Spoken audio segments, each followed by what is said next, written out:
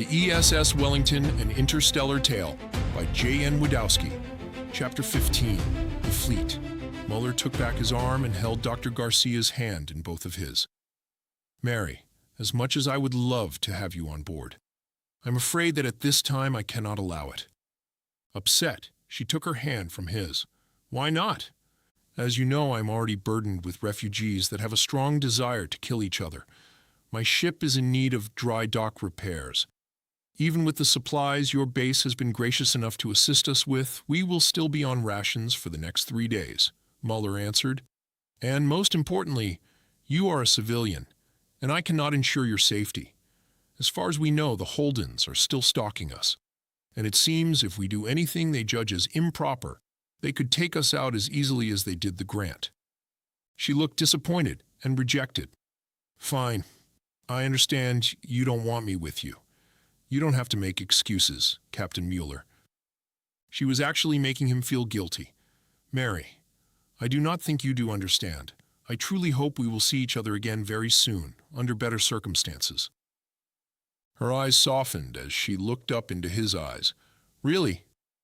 Unwilling to reply in front of his men, he turned to them. Gentlemen, please go, and get the shuttle ready to launch. Aye, Captain. The men left and boarded the shuttle, leaving Mueller alone with Dr. Garcia and Dr. Greenspan. Yes, really, Mary. You are an intelligent and very attractive woman. Of course, I would like very much for us to get to know each other better. You really think I am? She fished for more compliments. As you get to know me in the future, you will discover that I am extremely honest. You are? I am so honest, I do not believe in white lies.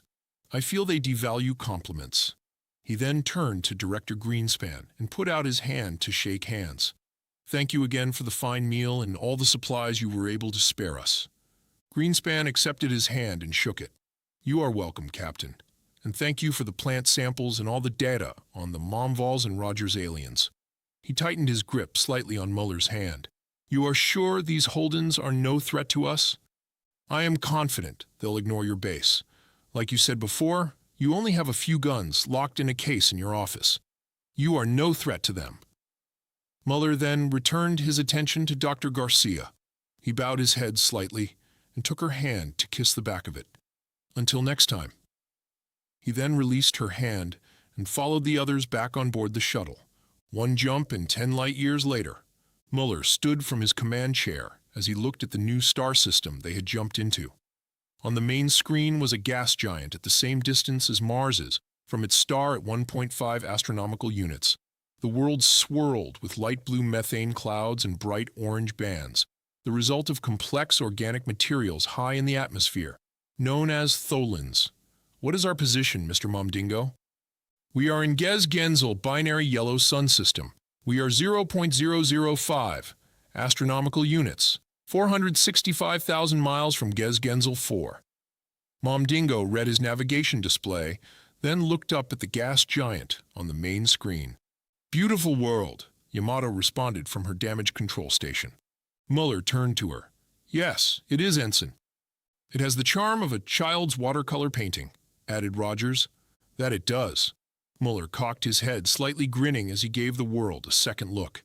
The wonders of the universe, he reminded himself, were the reason why he enlisted into Star Force.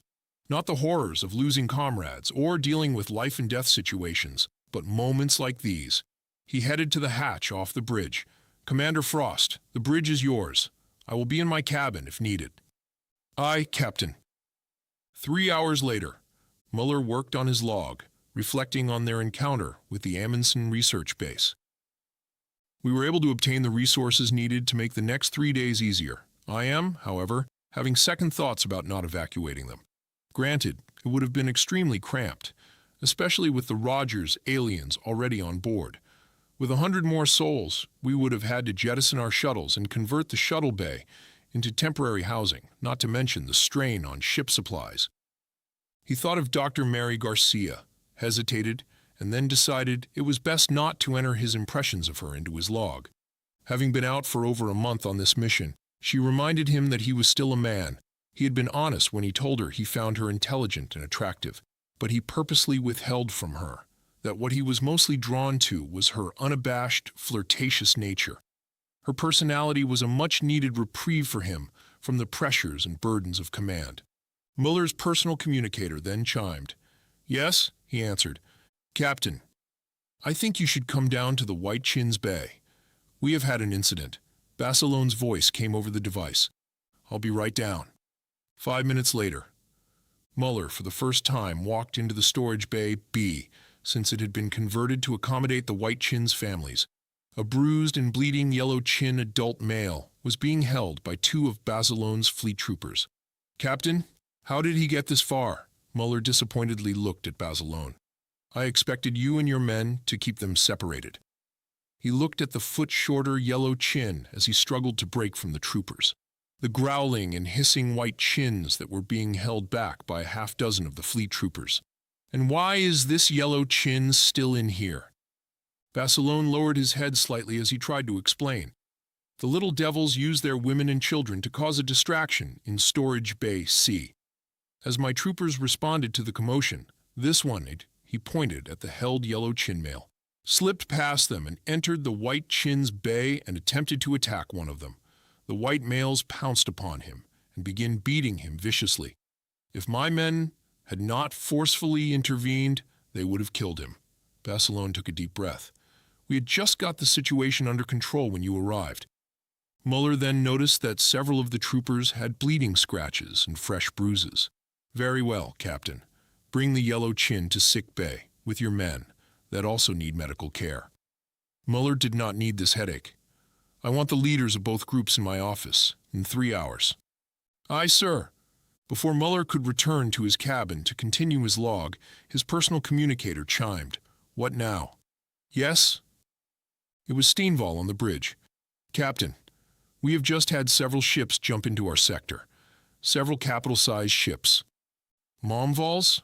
Holdens?" Mueller quickened his pace, heading back to the bridge. "No, sir, they're ours." Rogers then entered the call. "We are being hailed by the E.S.S. Checkmate. Admiral Ford is requesting to meet with you aboard his flagship." Mueller stopped in the corridor. "Ensign, have the shuttle bay prepare Shuttle 1 for me. Request Dr. Kumar and Lieutenant Commander Novikov to meet me there." "Aye, sir." Rogers signed off. What the hell is the 7th Fleet doing here? He hoped that Admiral Ford was not planning to do something regrettable. He quickened his pace to get to the shuttle bay as he returned salutes in the corridor with passing crewmen and women. 20 minutes later, Mueller stood in the cockpit of Shuttle 1 just behind the seated pilot and co-pilot, so he could have a good view of the grandeur of the 7th Fleet. Before them were the 3 large dreadnoughts, E.S.S. Champion, E.S.S. Glory, and the E.S.S. Checkmate. They were escorted by 4 battlecruisers, 6 fast-strike destroyers, and taking up the rear 2 logistical support ships. The E.S.S. Checkmate grew in size as their shuttle approached the flagship. The co-pilot reminded Mueller that they were about to land in the Checkmate's hangar bay and that he should return to his seat and buckle up. Mueller placed a hand on the co-pilot's shoulder and thanked him. He returned to the back of the shuttle and took a seat. Dr. Kumar and Novikov were already buckled up in their seats. "I always wondered, why don't shuttles have inertia dampers?"